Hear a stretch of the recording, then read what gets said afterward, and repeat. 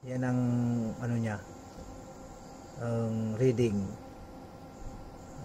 Nakasaksak na siya sa outlet. Tapos yan si inverter, solar, ay si battery. Yan ang takbo niya.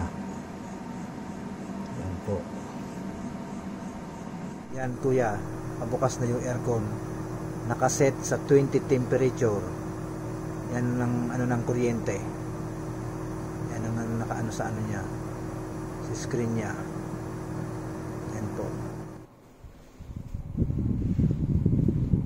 Yan kuya, smooth lang yung buga. 20 sa 20 ang temperature pero malamig. Mahina buga. Yan gumagano na. Nagsuswing. Ito, malamig.